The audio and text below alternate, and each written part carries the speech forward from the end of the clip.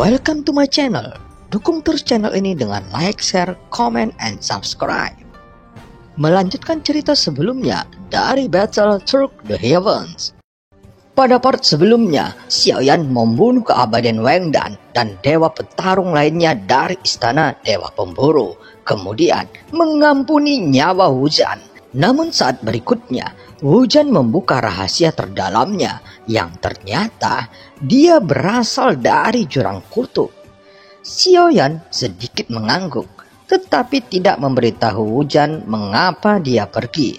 Xiaoyan hanya ingin menangkap orang yang kuat, setidaknya satu keabadian lagi.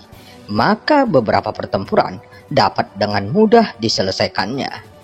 Setelah mendengar bahwa Wujan keluar dari jurang kutub, Xiaoyan segera memutuskan untuk membawanya bersamanya. Ya, lebih baik memiliki seseorang yang tahu jalan daripada membawa kelinci konyol itu, gumam Xiaoyan. Tetapi setelah dia selesai berbicara, dia melihat kelinci awan es menatapnya dengan mata mengeluh dari jauh. Apakah aku punya pilihan? Wujan tersenyum pahit. Tentu saja ada. Selain itu, ada jalan kematian.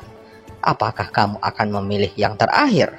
Xiaoyan tersenyum tipis dan berkata, sepertinya dia tidak akan memilih yang terakhir. Dan dia hanya kuda poni Xiaoyan untuk saat ini. Detik berikutnya, Wujan mempersembahkan esensi darahnya dengan cara yang lebih masuk akal. Xiaoyan mengambil esensi darahnya dan langsung merasakan bahwa akal sehat Wujan membuat orang merasa kasihan. Bisakah kita melepaskan mereka sekarang? Wujan memandangi kerumunan di belakangnya, sekelompok lusinan dewa petarung yang berkeringat dingin di dahinya dan tidak berani bergerak. Hapus ingatan mereka tentang tempat ini, kata Xiaoyan. Wujan mengangguk, berbalik dan segera menghapus semua ingatan para dewa petarung ini. Aku menyanyiakan banyak pil Shen Yuan Qi dalam pertempuran barusan. Dan pil Shen Yuan Qi semua orang harus diserahkan. Xiaoyan berkata lagi. Wujan tertegun ketika mendengar ini dan berkata dalam hatinya, banyak terbuang. Dia berpikir bahwa dia dan Meng Danlah orang yang paling banyak mengkonsumsi pil Shen Yuan Qi dalam pertempuran barusan. Sementara Xiaoyan mengandalkan sepenuhnya pada kekuatan fisik. Dari mana datangnya konsumsi yang besar? Wujan tidak berdaya. Dia mengumpulkan semua pil Shen Yuan Qi dari semua orang dan menyerahkannya kepada Xiaoyan. Orang-orang ini jauh lebih miskin daripada para pemburu dewa. Dan jumlah yang didapat dari banyaknya dewa petarung hanya 5 miliar pil Shen Yuan Qi. Aku penasaran, apakah tubuh abadi juga mengkonsumsinya? Wujan benar-benar merasa aneh, jadi dia bertanya pada Xiaoyan. Xiaoyan terbatuk 2 kali saat mendengar kata-kata itu, menggaruk kepalanya dan tersenyum. Tidak mudah merampok, kamu harus menemukan alasannya. Itu benar, milikmu juga akan diserahkan. Wujan membeku di tempat dan akhirnya menatap Xiaoyan dengan mata yang sangat aneh. Dia memiliki tubuh yang abadi. Mengapa dia masih melakukan hal semacam ini? Itu benar-benar membuat Wujan berpikir 2 kali dan tidak bisa mengetahuinya. Wujan mengeluarkan semua pil Shen Yuan Qi-nya, tetapi hanya ada 10 miliar dan bahkan sangat sedikit dibandingkan dewa petarung istana dewa pemburu. Kalian benar-benar miskin, kata Xiaoyan secara refleks. Senyuman di wajah Wujan tidak bisa ditahan dalam sekejap. Saat ini dia dijarah dan Xiaoyan juga meremehkannya. Kapan kamu pergi? Wujan bertanya pada Xiaoyan dengan senyum tak berdaya. Tunggu sebentar, kata Xiaoyan perlahan. Tunggu sebentar. Apa yang kamu tunggu lagi? Tanya Wujan. Bukankah keabadian istana dewa pemburu tadi ingin meminta bala bantuan? Jika kita tidak mengambilnya saat mereka tiba, itu berarti kita akan membuang kesempatan. Kamu harus belajar untuk tidak menyia-nyiakan sumber daya. Xiaoyan mengajari Wujan dengan serius, dan segera sepasang mata penuh kebencian Wujan itu menatap Xiaoyan, dan dia benar-benar tidak tahu harus berkata apa lagi. Ini juga pertama kalinya Wujan bertemu dengan makhluk abadi yang aneh. Untuk kekuatan abadi, pil Shenyuan Qi merupakan suplemen dan sumber daya yang paling langsung. Lagi pula, apa yang disebut kekuatan abadi hanyalah peningkatan dan kualitas perubahan latar belakang asal Qi. Jika kamu melakukan ini, kamu pasti akan membuat marah Istana Dewa Pemburu. Sejauh yang aku tahu, Istana Dewa Pemburu memiliki keabadian langkah kedua atau bahkan langkah ketiga. Begitu mereka bergerak, Wujan sangat bingung dengan perilaku Xiaoyan. Di alam Suanyin, hampir semua orang takut pada Istana Dewa Pemburu. Bahkan orang kuat abadi tidak akan dengan mudah memprovokasi Istana Dewa Pemburu. Kadang-kadang perlu mengambil makanan dari mulut harimau, dan itu sangat mengasihkan. Xiaoyan tidak setuju, tetapi tersenyum ringan.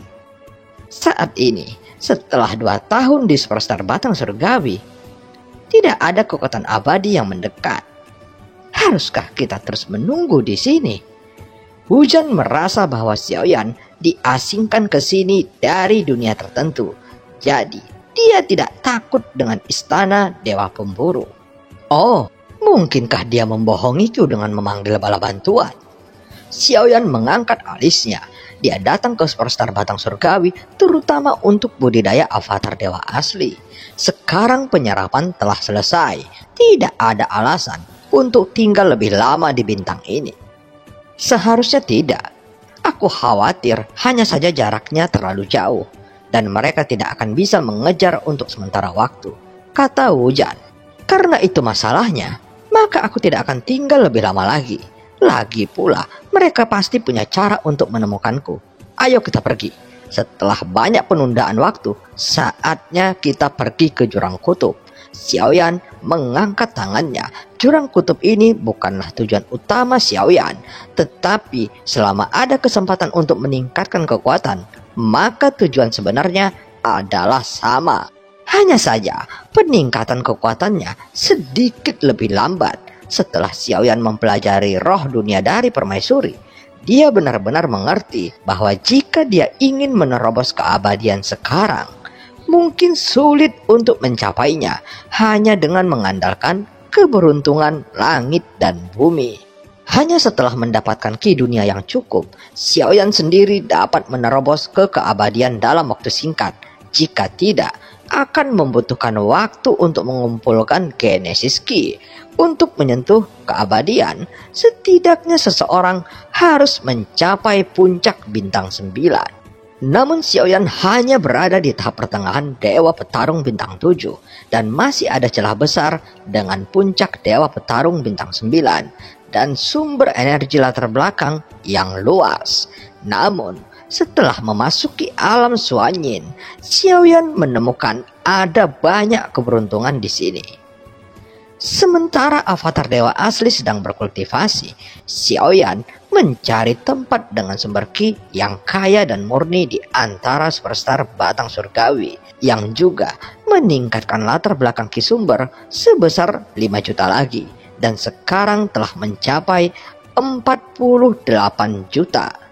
Xiaoyan masih kekurangan 6 juta sumber ki untuk dapat menerobos ke tahap selanjutnya dari Dewa Petarung bintang 7. Adapun pertempuran dewa, Xiaoyan juga sangat tertarik.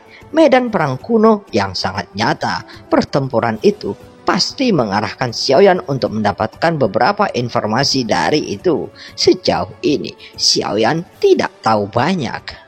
Jadi, Xiaoyan berharap untuk menerobos Dewa Petarung bintang 8 dan memasuki medan perang kuno lagi.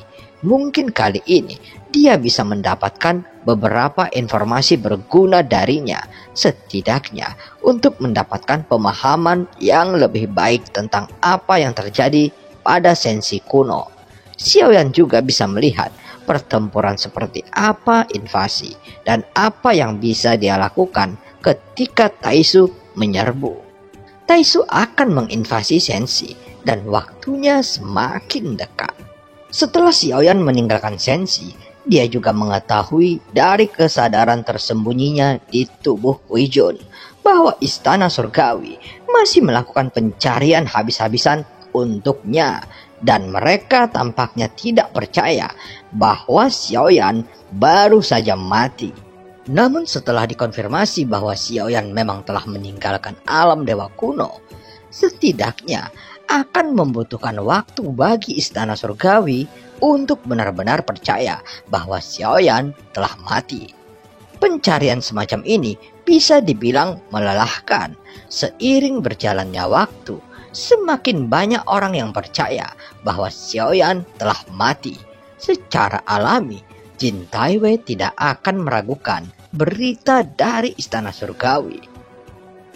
Apakah dia mati? Sayang sekali. Tapi setelah selesai berbicara, sudut mulut Jin Taiwei perlahan naik. Butuh waktu lama untuk menyembuhkan lukanya, dan kekuatannya tampaknya telah meningkat. Meskipun permainan Xiaoyan kali ini memang agak palsu, setidaknya dia telah benar-benar menghilang. Jadi, istana surgawi pada akhirnya harus mempercayainya. Kembali ke Superstar Batang Surgawi. Oke, semuanya telah diatur dengan baik. Setelah aku pergi dari Superstar Batang Surgawi, tidak ada yang akan membuat keputusan. Apalagi kekuatan bintang sekarang. Hujan datang dari ujung, sementara Xiaoyan masih duduk bersila. Setelah beberapa saat, Xiaoyan berdiri perlahan, menepuk kelinci awan es dan berkata dengan lembut, "Oke, ayo kita pergi." Xiaoyan bergerak, duduk bersila di punggung kelinci awan es.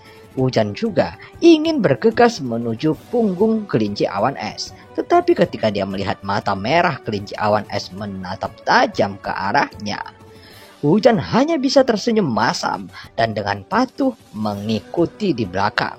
Kemudian berubah menjadi pelangi panjang dan menyapu ke arah kehampaan. "Seberapa jauh tempat ini dari jurang kutub?" tanya Xiaoyan. Ketiadaan di sini berbeda dari lautan ketiadaan di Sensi. Hampir tidak ada badai kehampaan, jadi memungkinkan untuk bergerak di kehampaan tanpa menggunakan bahtera. "Tidak jauh lagi.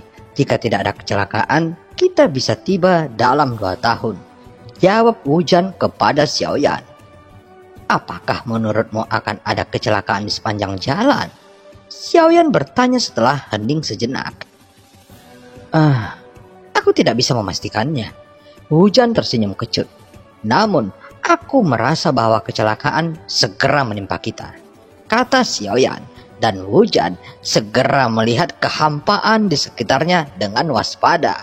Kekuatan jiwanya secara alami tidak sekuat Xiaoyan, tetapi dia juga segera menyapu, tetapi tidak menemukan kelainan. "Aku tidak melihat sesuatu yang tidak biasa," jawab Hujan setelah memastikan bahwa tidak ada aura lain di sekitarnya. "Ke timur, kamu pergi dan selesaikan," kata Xiaoyan. Hujan melihat ke arah timur dengan curiga ketika dia mendengar kata-kata itu. Dan ketika dia yakin bahwa Xiaoyan tidak bercanda, dia bergerak ke arah timur. Setelah beberapa saat, Hujan muncul dari timur dan memegang 2 kepala di tangannya. "Oh, pemburu dewa," kata Xiaoyan. "Ya, dewa petarung bintang 8 dan dewa petarung bintang 9. Tampaknya mereka seharusnya mengikuti kita untuk sementara waktu. Untuk menghindari kebocoran lebih lanjut tentang keberadaan kita, aku membunuh mereka," kata Hujan. Xiaoyan mengangkat alisnya sedikit. Dia mengira Hujan adalah orang yang pemalu yang takut pada istana dewa pemburu. "Apakah kamu tidak takut balas dendam dari istana dewa pemburu?" Xiaoyan tidak bisa menahan diri untuk tidak bertanya. "Aku takut. Tentu saja aku takut.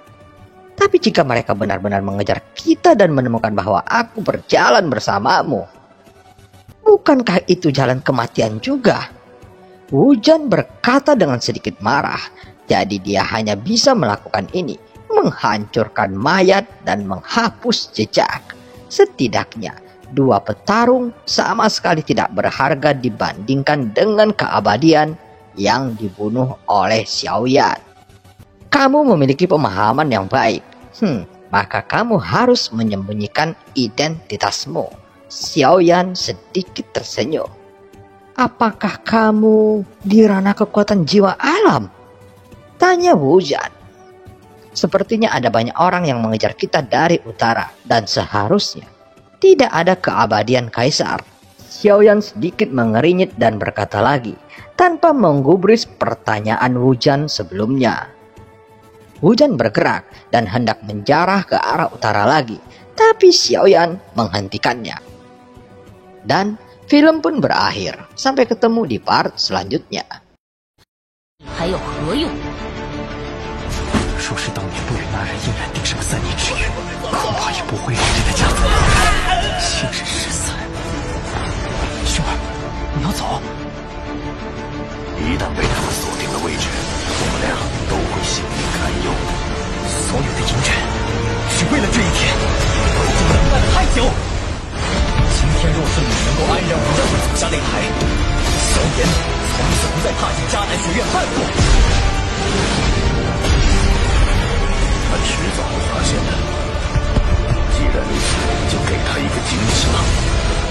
今天，我不会让你们2人彻底的闭上嘴。就算他还活着，你们之间也绝不可能。